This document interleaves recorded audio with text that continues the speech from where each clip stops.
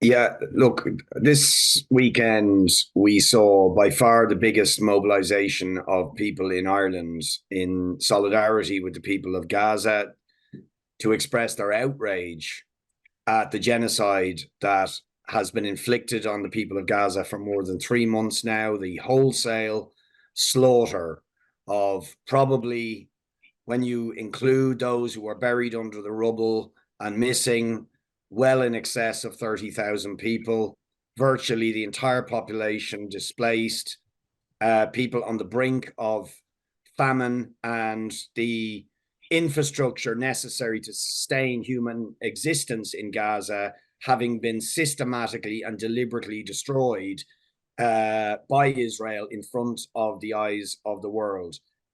And there was outrage on the streets of Dublin, as there has been across the world in many of your countries and across the globe, on an unprecedented scale that we have seen escalate over the last 3 months as the horror in Gaza has unfolded. But a huge part of that mobilization was support for the frankly heroic action of the South African government in taking the case to the International Court of Justice against Israel for genocide, for breaching the Genocide Convention. And I think anybody who listened to the South African legal team,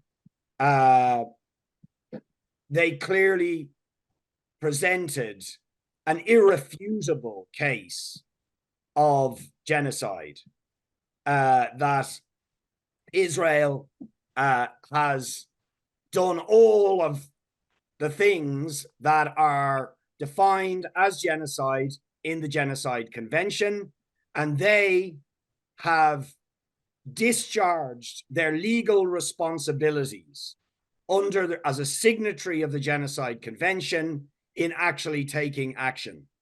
And in Ireland, frankly, many of the people who are on the streets, much of the political opposition, are outraged that the Irish government have failed, as have many, many other countries who are signatories to this convention, have failed to publicly support and formally intervene to support the South African genocide case against Israel. Of course, it is so appropriate that South Africa should lead that case as a country that has been a victim of apartheid and of colonialism, and understand that the horror that those things entail. But in Ireland, certainly, I think the majority of people are ashamed of our government, because Ireland also has been a historic victim of colonialism, of imperialism, of a system of apartheid very similar to the one visited on the people of Palestine for decades.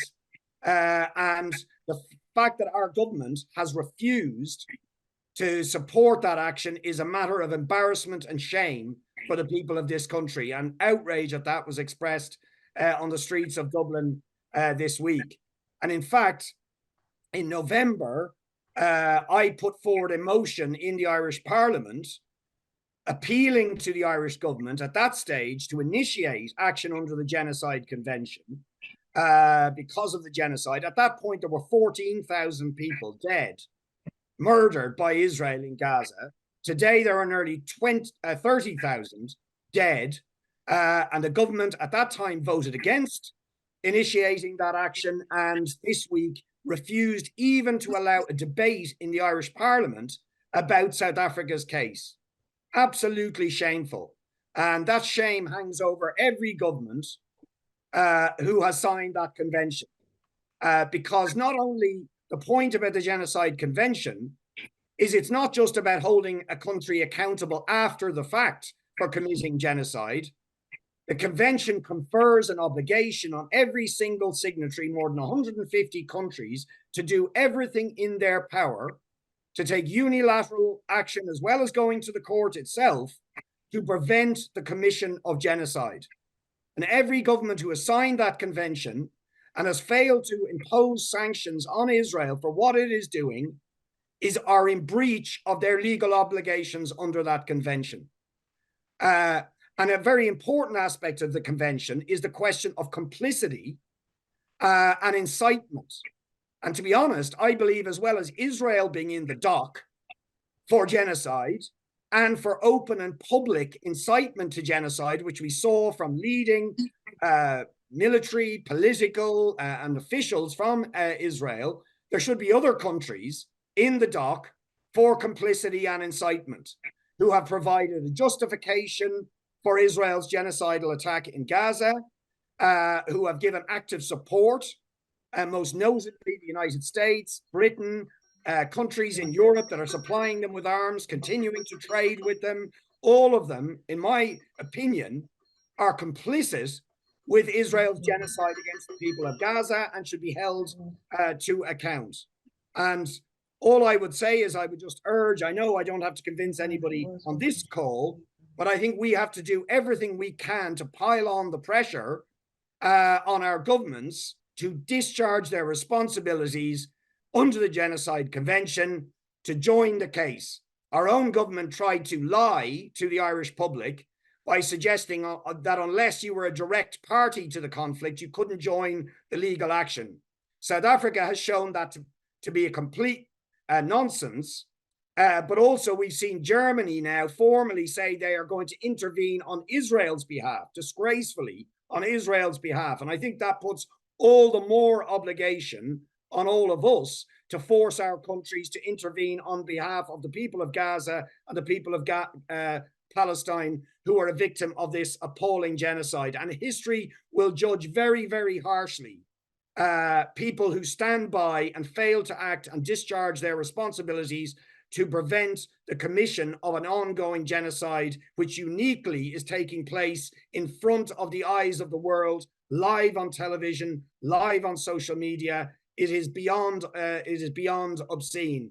But if there is one hope in all of this, it is the tremendous resistance and resilience of the Palestinian people themselves and of the enormous, unprecedented solidarity we have seen of ordinary people across the world demanding an end to this horror, but also finally highlighting the fact Israel is not a normal state. Israel is a state that is built on ethnic cleansing. It is built on occupation. It is built on apartheid. And the massacre we're seeing now is the logical outworking of a state that is built on that sort of uncivilized, barbaric regime. And I hope, just like with apartheid South Africa, and indeed with colonialism in this country, this will be the beginning of the end of the occupation of Palestine, of the apartheid regime of Israel, and that we will finally, out of this horror, see the liberation of Palestine from the river to the sea.